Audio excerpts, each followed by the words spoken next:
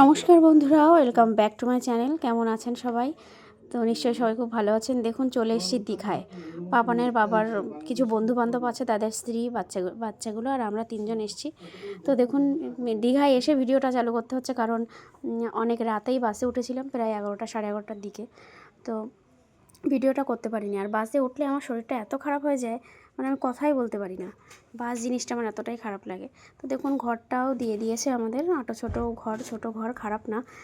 আর এখানে একটা ব্যালকনিও আছে। ব্যালকনি থেকে আপনি বাইরের দৃশ্যটা উপভোগ করতে পারবেন। আর এখনও আমাদের খাবার রেডি হয়নি, রাঁধুনি আমাদের সঙ্গেই এসছে। তো কড়াইশুঁটির কচুরি আর আলুর দম হচ্ছে, তো ওটা তাহলে কমপ্লিট হবে। আর আমরা একটু বিচের দিকে যাব, কাকিমা বললো যে একটু বিচের দিকে যাব, রান্না তাহলে হোক, এখনও তো কমপ্লিট হয়নি। তাই জন্য রান্নাটা হচ্ছে, এবার একটু বিচের দিকে বেরোবো, এসে তারপরে স্নান করতে যাব আবার সাগরে। বন্ধুরা, এসছি, রুম নিয়েছি বটে, রুমটা ছোটো একেবারে খারাপ না, কিন্তু মানে আপনাদেরকে বলছি, যখনই আসবেন একটা করে বেড কভার ক্যারি করবেন, কারণ বেডের অবস্থা ভীষণীয় শোচনীয়, এরকম বেডে থাকা যায় না। তো হোটেলে বলা হয়েছে যে বেড কভারটা পাল্টে দেওয়ার জন্য, পাল্টে দেবে, ওই জন্য আমি বেডটা পুরো পরিষ্কার করে নিয়েছি, বালিশগুলো এখানে নামিয়ে নিয়েছি। বেড কভার একটা করে ক্যারি করবেন, আর একটা করে হালকা, যদি শীতে আসেন তাহলে হালকা করে একটা ব্ল্যাঙ্কেট কিংবা হালকা একটা কম্বল নিয়ে আসলে ভালো হয়। এখানে যেটা দিয়েছে সেটা দিয়ে ঠান্ডা খুব একটা মানাবে বলে মনে হয় না। অবশ্য বললে দিয়ে দেবে, কিন্তু এখানকার জিনিস আর বাড়ির থেকে আনা জিনিস অনেকটা মানে অনেক ব্যাপার। বাড়িগুলো পরিষ্কার, এগুলো অপরিষ্কার, গায়ে দিতেও কেমন লাগছে।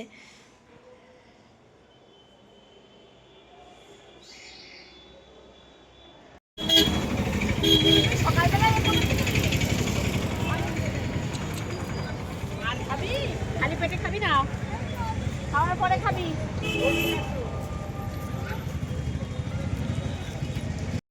দেখুন বন্ধুরা, এসছিলাম একটু বিচের দিকে, খাবার রেডি হয়নি, সকালবেলা কচুরি আর মানে কড়াইশুঁটির কচুরি আর আলুর দম হচ্ছে।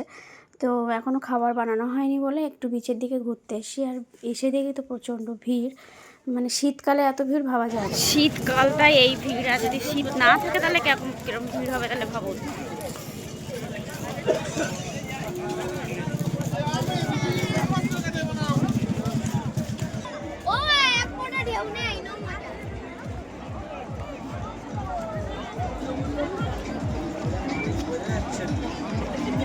আমি এখন দেখছি শীতকালেই লোকজন বেশি হয় গরমকালের তুলনায়। প্রচণ্ড ভিড়, প্রচুর ভিড়। দেখুন, এখন কিন্তু পুরোপুরি পৌষ মাস, তাও দেখুন ভিড়, দেখুন ঢেউও তেমন নেই, এখন মনে হয় জল কমের সময়।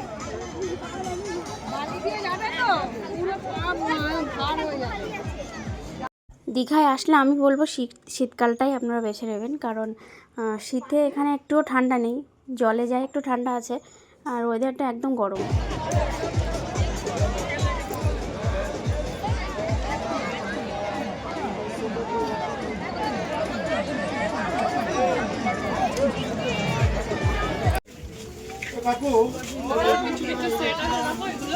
হ্যাঁ, এই ফ্লাওয়ার বাসগুলো খুব সুন্দর।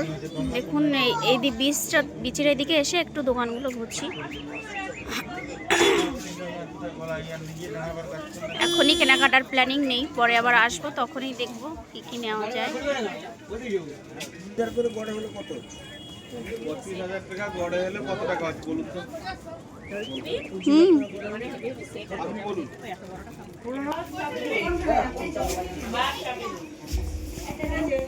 হারের সেটের কালেকশনগুলো দেখুন কি সুন্দর।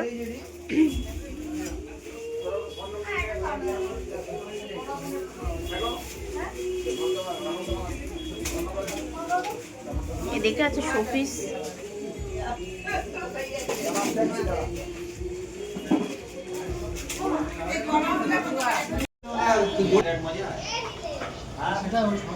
রাজু, আমি লালু,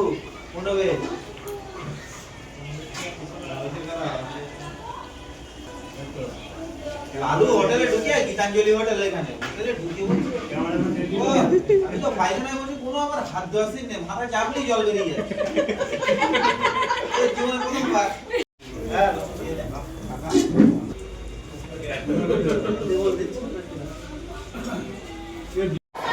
সবাই স্নান করার জন্য রেডি হয়ে গেছে, দেখুন। দেখুন।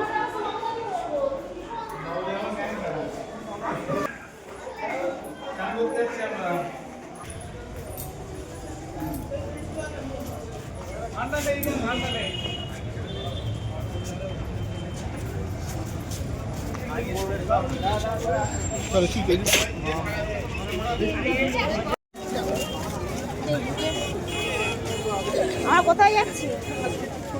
স্নান করতে। হ্যালো, আমি স্নান করতে যাচ্ছি।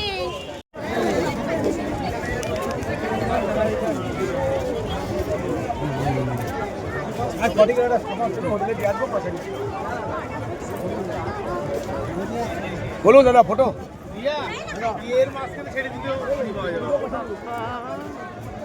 बोलो सर फोटो अपने नहीं नहीं देखिए आपको अच्छे से बना देगा पूछा देगा पैसा लेकर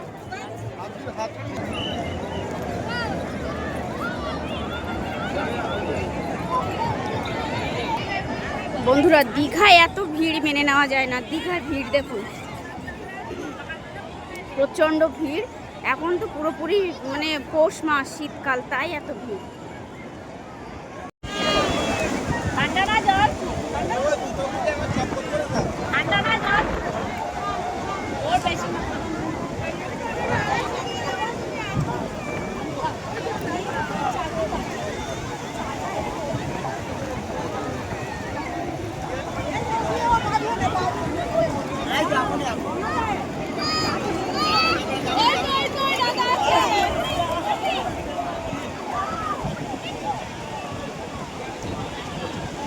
যাবে না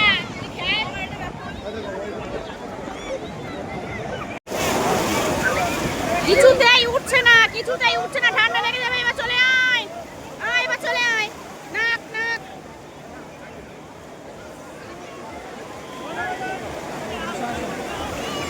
আসো আসো তুমি আনতে পারছো না?